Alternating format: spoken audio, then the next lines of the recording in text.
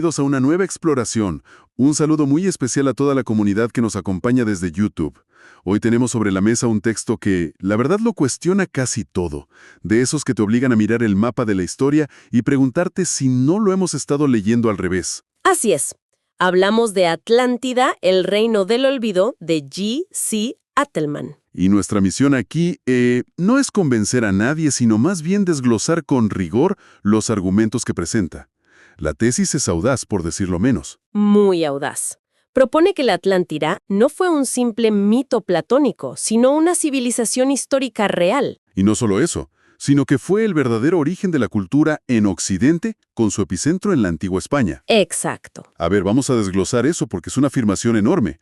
Toda nuestra educación, se basa en que la civilización, la escritura, la arquitectura, nos pide, básicamente, que giremos 180 grados y miremos hacia el otro lado del Mediterráneo. Esa es precisamente la provocación. El autor arranca con una pregunta que es la base de todo lo demás. ¿Por qué la historia, especialmente la del siglo XIX, se obsesionó casi exclusivamente con Oriente? Es una buena pregunta. Sostiene que esta fascinación por las pirámides y los zigurats, aunque es justificada, creó un punto ciego gigantesco. Y en ese punto ciego, todo lo que venía de los mitos europeos, de las tradiciones de Occidente, se descartó como fantasía. Se descartó de antemano. Exacto. ¿Como simple fantasía o como un eco lejano de lo que pasaba en Oriente? Claro, se asumió que Occidente era un receptor pasivo de cultura, no un generador.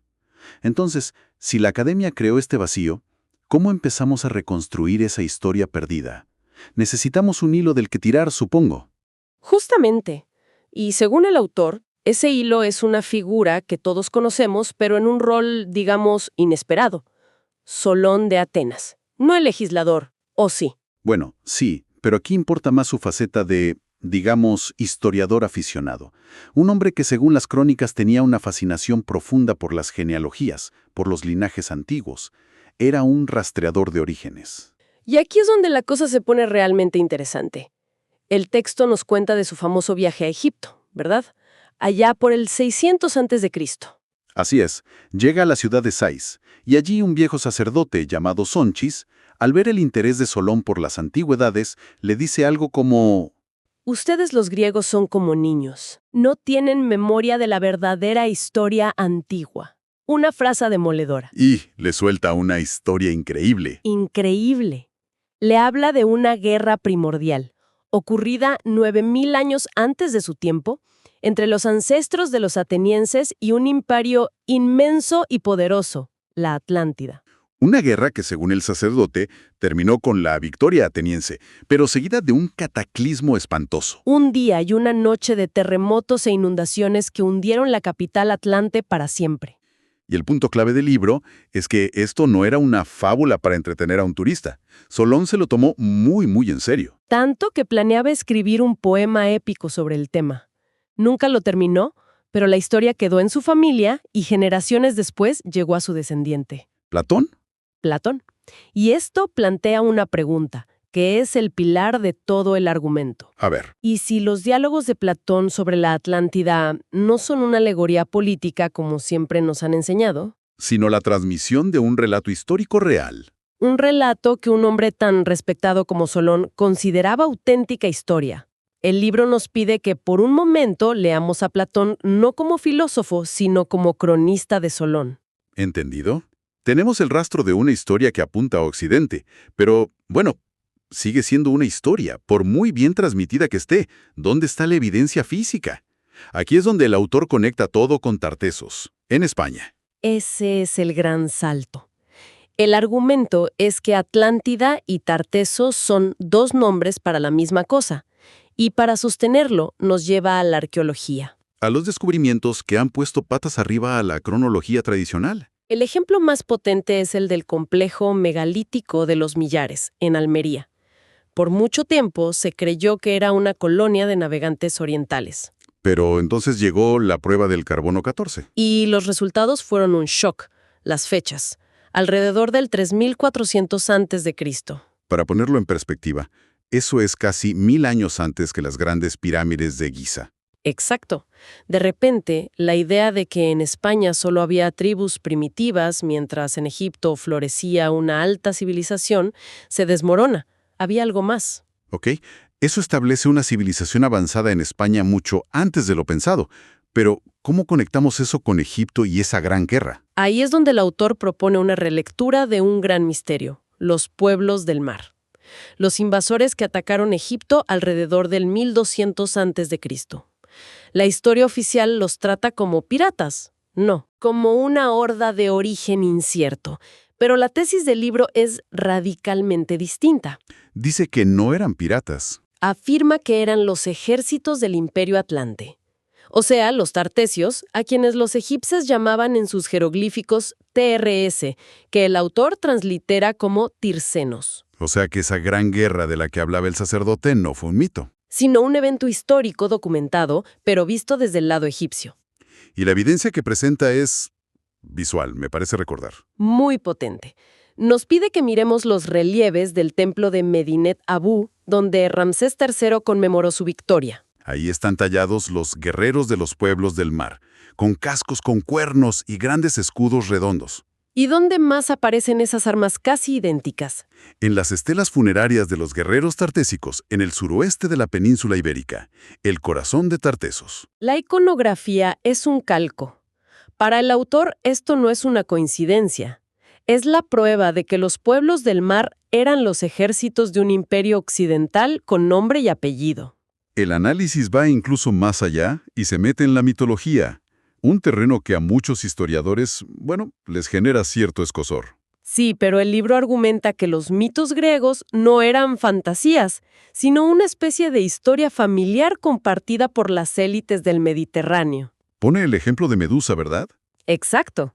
Todos conocemos el mito de Perseo, pero resulta que Medusa era la abuela de Gerión, el riquísimo rey de Tartesos, que reinaba en lo que hoy es Andalucía. Lo que lleva a una pregunta muy incómoda para la visión tradicional. ¿Por qué los griegos tendrían en su panteón sagrado a personajes cuyos linajes conducen directamente a reyes de España? Debo admitir que conectar a Medusa con la genealogía de un rey español suena a primera vista a literatura fantástica más que a historia. Sin duda, y el autor lo reconoce como uno de sus puntos más especulativos. Pero su argumento no se basa en un solo mito, sino en el patrón que forman docenas de ellos. Entiendo, busca el patrón. Y sostiene que la única explicación lógica para que las genealogías de dioses y héroes griegos se entrelazan constantemente con la realeza de Occidente es que existió un pasado imperial común, ¿Un imperio atlante tartésico? del que muchos linajes griegos, sobre todo los más antiguos, también descendían. Era su propia historia ancestral que con el paso de los siglos se convirtió en mito. Bien, entonces el libro nos dibuja el retrato de una civilización occidental poderosa, con tecnología, ejércitos. La pregunta del millón es, ¿qué pasó con ellos? La leyenda siempre termina con la Atlántida hundiéndose. El autor sostiene que ese evento fue real, pero hay que matizarlo. No fue un continente entero desapareciendo en el océano. La descripción de Platón habla de la capital, una isla llamada Atlantis, y el libro la sitúa en un lugar muy concreto, una gran isla formada por sedimentos del río Guadalquivir en su desembocadura, lo que hoy es el Parque de Doñana. Estaba construida literalmente sobre lodo, una base bastante inestable para la capital de un imperio, extremadamente vulnerable. Y el texto describe un evento geológico que de hecho está documentado, un terremoto masivo seguido de un tsunami devastador, y se sabe cuándo ocurrió. Las dataciones geológicas de la zona apuntan a alrededor del año 1069 a.C. La isla-ciudad, con esa cimentación tan precaria, fue licuada por el seísmo y barrida por la ola. Una catástrofe de esa magnitud debió tener consecuencias que iban mucho más allá de la destrucción física. Un impacto psicológico, político, brutal. Fue un punto de inflexión. El autor argumenta que este evento no se vio como un simple desastre natural. Se vio como un castigo divino. Exacto. Y esto provocó el colapso ideológico del imperio. Aquí es donde introduce los conceptos de la corona azul y la corona roja. A ver, aclaremos esto. Suena un poco simbólico. ¿Qué representaban? No es solo simbólico. La corona azul, según el texto, representaba a la realeza divina de Tartesos, los reyes descendientes de los dioses. La corona roja a sus vasallos y rivales, principalmente libios y fenicios. Y el cataclismo que destruyó la capital fue la prueba de que los dioses habían abandonado a la corona azul. Su poder divino quedó completamente deslegitimado. Y supongo que la corona roja aprovechó esa debilidad. Se desató una guerra civil a escala imperial. Y de ese caos político y espiritual surgieron nuevas corrientes de pensamiento. El libro se centra en una muy importante, el orfismo. Otro término que necesita explicación.